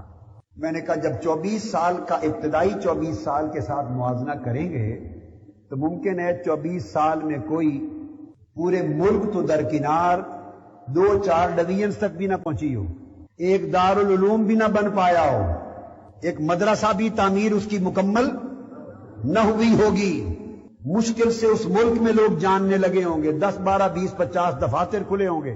24 سال میں جتنا کچھ اچیومنٹ ہوا اسی کو ہی بیان کرنا ہے نا۔ اور منہاج القرآن کے 24 سال میں ابتدا ہوئی اور آج دنیا کے 100-150 ممالک میں اس کا غلغلہ ہے، اس کا تذکرہ ہے، اور کتنے بے حساب ممالک میں اس کی شاخیں ہیں۔ میں نے جو 100-150 ممالک گنے سارے، وہ ہیں جو ہر لحاظ سے تحریک سے متاثر ہیں، جہاں مشن کی تنظیم ہے یا نہیں، دفتر ہے یا نہیں، انسٹیٹیوشن اور کوئی ادارہ ہے یا نہیں، مگر مشن سے منہاج القرآن سے خالی نہیں ہے وہ ٹکڑا زمین کا۔ لوگوں نے گھروں میں کیسٹوں کے ساتھ دفتر بنا رکھے، اور کتنے ممالک ہیں جہاں منہاج القرآن کے دفاتر قائم ہیں، مراکز قائم ہیں، ادارے قائم ہیں، تعلیمی ادارے قائم ہیں، سینٹرز قائم ہیں، مساجد قائم ہیں۔ پاک دنیا کے 5 بر اعظم منہاج القرآن کے مراکز اور تعلیمی اداروں اور اسلامی مراکز کے ساتھ معمور ہیں، اور پاکستان کا ایک ضلع ایسا نہیں جو اس سے خالی ہو، اور باری اکثریت کے اضلاع وہ ہیں جہاں اس کا عظیم نیٹ ورک ہے۔ یہ اس کا تنظیمی فروغ ہے، ملک کے اندر ملک سے باہر، انہی 24 سالوں میں۔ اوروں کا تو شاید 24 سال میں 1-2 ادارے بڑے دارالعلوم بھی 24 سال میں نہیں بنتے، 100 سال، 50-60 سال لگتے ہیں ایک ادارے کی تعمیر میں۔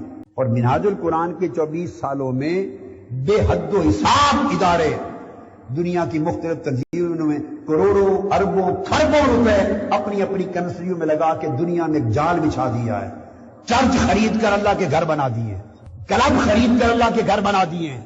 اور حال ہی میں کینیڈا میں ہندوؤں کا سب سے بڑا ٹورانٹو کا گردوارہ، سکھوں کا گردوارہ خرید کر اللہ کا گھر بنا رہے۔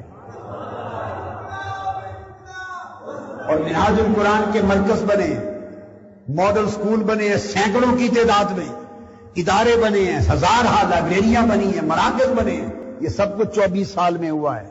اور یہ پاکستان کی سب سے بڑی اسلامک یونیورسٹی، سب سے بڑی پرائیویٹ سیکٹر میں، اس کے برابر کوئی دارالعلوم، کوئی دینی ادارہ، کوئی اسلامک یونیورسٹی نہیں ہے، وہ بھی بنی ہے، جس کو جامعہ الازہر نے اپنی ڈگری کے برابر ڈکلیئر کر دیا ہے، جس کے گریجویٹ بغداد کی یونیورسٹیوں کے برابر ایکسچینج پروگرام پر آتے جاتے ہیں، دمشق یونیورسٹیوں کے ساتھ ایکسچینج پروگرام پر آتے جاتے ہیں۔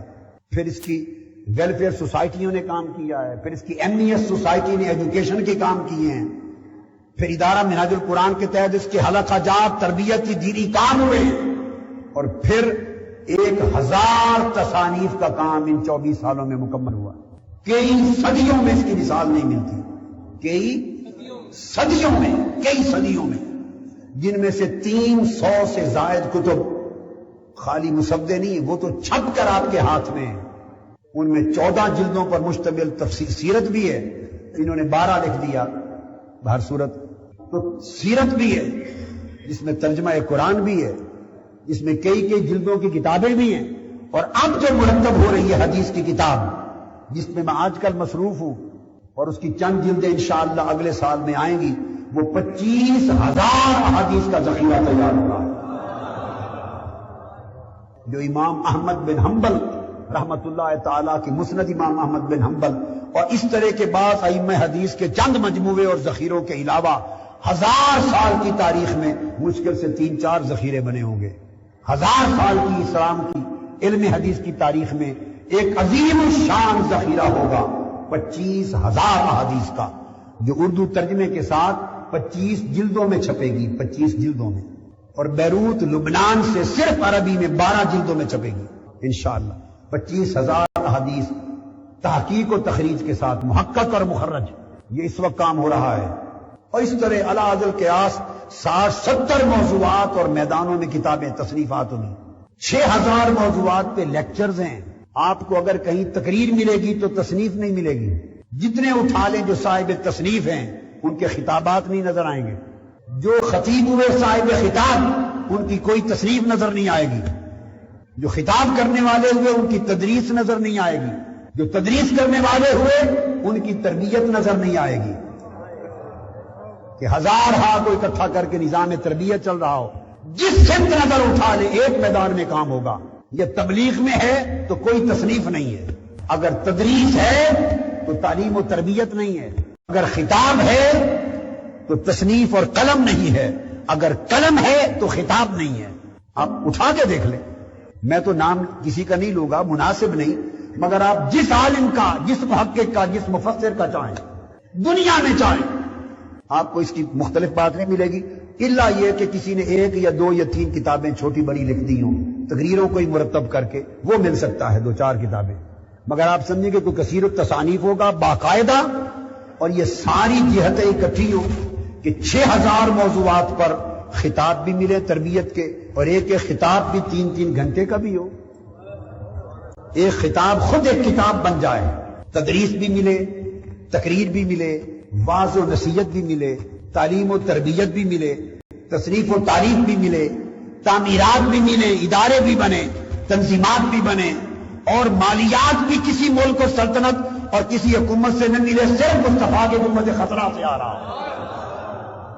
ایک تحریک آپ 100 سال کی تاریخ میں دکھا دیں مجھے، ایک تحریک اور جماعت کہ ایک تحریک میں یہ ساری خوبیاں بیک وقت جمع ہوں.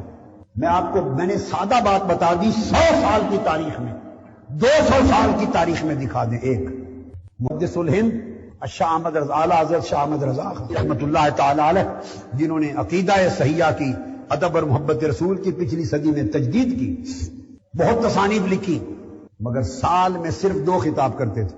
کبھی زندگی میں خطاب نہیں کیا.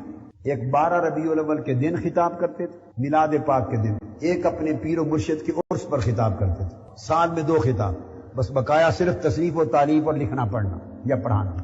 میں بتا رہا ہوں کہ ایک کام ہر کسی نے کیا ہے، 2 کام نہیں کیے. یہاں 10 کام بیک وقت ہو رہے ہیں، یہاں 100 کام بیک وقت ہو رہے ہیں. آپ میری بات سمجھیں. لوگ پوچھتے ہیں، ہر شخص کی زبان پر سوال ہے کہ ان تمام مصروفیات کے ہوتے ہوئے اتنی کتابیں تصریف و تعریف کہاں سے پیدا ہوتی ہیں؟ ہر شخص کی زبان پر میرا جواب ہوتا ہے کچھ خبر نہیں، اس والے کو، مالک کو خبر ہے. ابھی میں نے آپ کو بتایا نا، اسی رمضان کے اندر 4 کتابیں اوراد اور وظائف کی تیار کر کے میں بچوں کو دے کے آیا ہوں، جو رات دن کمپوز کروا کے مرتب کر رہے ہیں، اور کل سے چھپ کے آنا شروع ہو جائیں گی 27ویں تک. صرف اسی رمضان کے اندر 4 کتابیں، اور 5ویں کتاب دلائل البرکات جو پہلے شروع کی تھی، 3 کتابیں اب. اور رمضان شروع ہونے سے پہلے ایک لفظ بھی نہیں اس کا تیار کیا تھا میں نے. اسی رمضان کے اندر روزے بھی کیے، ترجمہ قرآن کو بھی آگے بڑھایا، حاضری بھی دے آئے، ادھر بھی آ گیا ہوں، اور وہ کام بھی مکمل ہو کے 3-4 کتابیں نہیں آ رہی ہیں. یہاں رفتار جو سالوں میں کام نہیں ہوتا وہ دنوں ہفتوں میں ہوتا ہے. یہ کیوں ہوتا ہے؟ میں نکتہ یہ بتانا چاہتا ہوں. یہ طاہر القادری کرتا ہے؟ نہیں، میں نہیں کرتا، میری مجال نہیں، میری تو سکت نہیں، میری صلاحیت نہیں، میری قابلیت نہیں، میرا کچھ نہیں ہے میرے پلے. یہ جن کا کام ہے وہی کرواتے ہیں، کیونکہ صدی کا تجدید کا کام ہے، یہ ہونا ہے. جن کے دین کی تجدید ہے انہی کے فیض سے ہوتا جا رہا ہے، ورنہ اس کی کوئی توجیہ ہمارے پاس نہیں ہے. اگر ذہن میں خیال آئے کہ 7 شاگرد معاونت کرتے ہیں تو بولیے کس عالم دین کے شاگرد نہیں ہے دنیا میں؟ تو شاگردوں کی معاونت سے سینکڑوں کتابیں آ جاتی. اب ہمارے شاگردوں کو آ کے دیکھ رہے انہیں کہہ دیں از خود بیچارے ایک رسالہ بھی ابھی کامل شکل میں لانے کی پوزیشن میں نہیں ہے. جتنا کام وہ کر سکتے ہیں مجھے معلوم ہے، وہ رفتہ سالوں کے ساتھ انشاءاللہ کامل ہوتے جائیں گے. مگر کس کے شاگرد نہیں ہیں دنیا میں؟ بولیے. ہر عالم کے، ہر محقق کے، ہر فاضل کے، ہر ہستی کے شاگرد ہوتے ہیں، ہر شیخ کے مرید ہوتے ہیں. تو اگر شاگردوں کی مدد سے کتابیں تیار ہوتی تو ہر کوئی کر لیتا. باقیوں پر پابندی لگی ہوئی ہے، وہ بھی کر لیں. جی منہاج القرآن کے پاس کمپیوٹر ہیں تو باقیوں کو نہیں ملتے کمپیوٹر. مارکیٹ میں پڑے، پیسہ بھی سب کے پاس زیادہ ہے ہم سے، تو کمپیوٹر بھی اویلیبل ہیں، لائبریریاں بھی سب کے پاس ہیں، شاگرد بھی ہیں. کون سی سہولت ہے جو یہاں نئی ہے اور اوروں کے پاس نہیں ہے؟ مگر کیا وجہ ہے؟ وہاں 10 کتابیں نہیں نکلتی، یہاں 1000 نکلتی ہیں، اور سارے کام بیک وقت ایک رفتار سے ہو رہے ہیں. یہ جو بات میں نے آپ کو بتائی، اس کا مقصد کیا ہے؟ سمجھانا یہ چاہتا ہوں کہ یہ انسانی بس کی بات نہیں، یہ امر آسمانی ہے. کہ اس صدی میں ملحاد القرآن کے ذریعے دین اسلام کی تجدید کو ہونا ہے، اس لیے اللہ کے امر اور آقا علیہ السلام کے معجزے سے یہ تکمیل ہو رہی ہے۔ یہ معجزہ مصطفیٰ ہے صلی اللہ علیہ وسلم، ہم کچھ نہیں، یہ آقا کا معجزہ ہے، امر الہی ہے کہ تجدید ہونی ہے۔ جب اللہ کا امر ہوتا ہے تو پھر ہر ناممکن ممکن ہو جاتا ہے۔ اس صدی میں دین اسلام کی تجدید آپ کے مشن کے ہاتھوں اللہ پاک کروا رہا ہے۔ خوش نصیب ہیں وہ لوگ جو اس قافلے میں شریک ہو گئے۔ لوگ آتے رہیں گے، جاتے رہیں گے، سواریاں چڑھتی ہیں، اترتی ہیں، ہر ایک کو منزل نصیب نہیں ہوتی۔ خوش نصیب ہے وہ جو اس گاڑی پر چڑھے گا اور توڑ جا کے اترے گا۔ اب آپ نے کرنا کیا ہے؟ ہر ایک کو اللہ نے کچھ صلاحیت، کچھ سکت، کچھ محنت کی قوت دی ہے۔ جس کے پاس جو سکت ہے اس سکت کو اس مشن میں ڈالے، اور آغاز کہاں سے کرے؟ میں کی جگہ ہم ہو جاؤ۔ آغاز کرے کہ اس مشن کی سنگت میں آ جاؤ، رفاقت میں آ جاؤ، حضور کے عشق اور محبت اور حضور کی روحانیت کے مشن کی رفاقت میں آ جاؤ۔ منہاج القرآن کی رفاقت اختیار کر لو۔ جنہیں توفیق ہے لائف ممبر بن جائیں، جن کے پاس اتنی سکت نہیں وہ عام روٹین کے رفقا بنے، سال سال کے لیے ایکسٹینڈ کروائیں، ترجیح دیں لائف ممبر بنے۔ منہاج القرآن کی رفاقت لے لینا اس صدی میں اللہ کی طرف سے بہت بڑی نعمت اور آقا علیہ السلام کی غلامی کے لیے بہت بڑی سعادت۔ تو میں امید کرتا ہوں کہ اعتکاف میں آ کے اللہ کے اس گھر کی دہلیز پر بیٹھنے والوں میں کوئی بھی اس مشن کی، آقا کی غلامی کے اس قافلے کی رفاقت لیے بغیر واپس نہیں جائے۔ یہ سارے کام جمع ہیں ایک ہی دسترخوان پر۔ یہ ایسا تجدید کا جامع کام ہے۔ اللہ تبارک و تعالیٰ آپ کو یہ نعمت عطا کرے، اور منہاج القرآن کی جو شخص آج تک رفاقت نہیں لے سکا وہ اس سعادت کو، اس وقت کو غنیمت جانے، اور آج اگلے دنوں میں رفاقت لے کر لائف ممبرشپ تاحیات رفیق، یا سال کے لیے رفاقت دے کے دائماً ہر سال جب آئے تو سال کی رفاقت کو دوہرا کر ریویو کر جائے، قائم رکھے، یا لائف ممبر ہو جائے۔ اپنے گھر والوں کو بنائیں، اہلیہ کو بنائیں، والدین کو بنائیں، بچوں کو بنائیں۔ باہر کے ملکوں میں تو جن کا بچہ پیدا ہوتا ہے وہ ساتھ نام رکھتے ہیں، اور نام بھی لائف ممبرشپ کے فارم میں لکھ کے رکھتے ہیں، پیدائش کے ساتھ ہی رفیق بنا دیتے ہیں۔ ان کے لوگوں کی محبت ایسی ہے۔ تو میں چاہتا ہوں کہ یہ دور عجیب طوفانی کیفیت کے ساتھ، جوش و خروش کے ساتھ پاکستان کی زمین پر بھی بیدار ہو، اور تجدید دین کام کا مرکز ہے جہاں کی شان نرالی ہونی چاہیے، اور یہ معتکفین ایک سب سے پہلا ہراول دستہ بن جائے تاجدار کائنات کے اس عظیم مشن کا، جو سب سے آگے بڑھے اور چلے، روحانیت کا جھنڈا ہاتھ میں لے کر، رضائے الہی کا جھنڈا ہاتھ میں لے کر، حضور کی غلامی کا جھنڈا ہاتھ میں لے کر۔ اللہ تبارک و تعالی ہم سب کے حال کی کرم فرمائے۔ وما علینا الا البلاغ۔